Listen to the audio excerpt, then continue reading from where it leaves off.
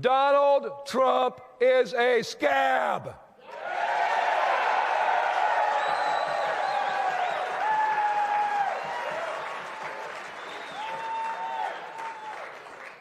Donald Trump is a billionaire, and that's who he represents. And this choice is clear. Joe Biden bet on the American worker, while Donald Trump blamed the American worker.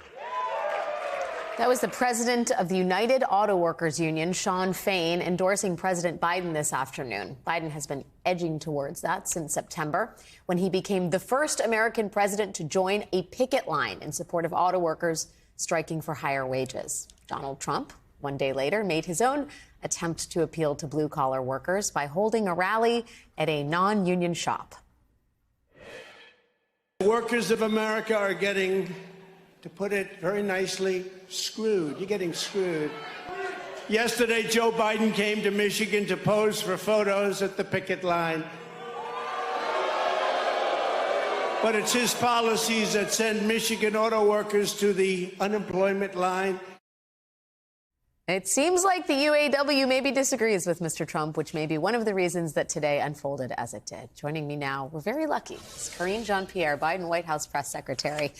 It is great to have you on set in person on a day like today. Thank you. Good to see you, Alex. I'm not going to violate the Hatch Act. You tell me if I cross the line. We're very cognizant of that. I know you are as well. Try to be. Try to follow the law. Follow the law. like some White Houses.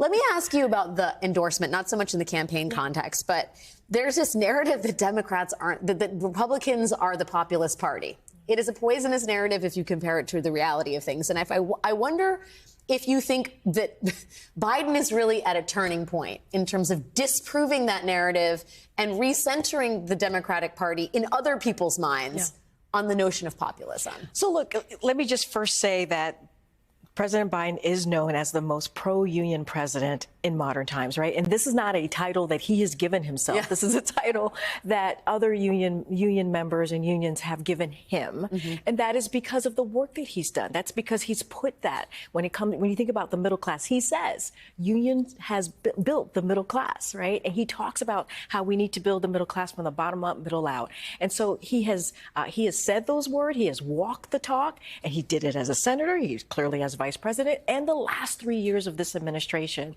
he has been very clear that we should not leave anybody behind. It is important as we are creating jobs that there are good paying union jobs, that many of those jobs you do not need a college education. And you're seeing that. You're seeing that in the economic data, especially as you see wages go up.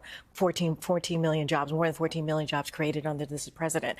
And he does this all the time. When you think about the economy, he talks about we have to have equity at the center of it, because we cannot leave. Many communities who have been left behind cannot be left behind anymore. And you see that. And we know that trickle-down economics does not work. So he speaks to it. He lives it.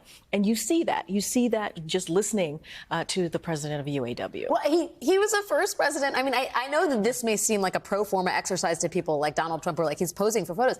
It's the first time a president walked the picket line. That was not without political risk. Walk the picket line, stood there with union members, with workers, making sure that he was with them as they were fighting for their contracts for better pay, better benefits. That is something that this president believes in.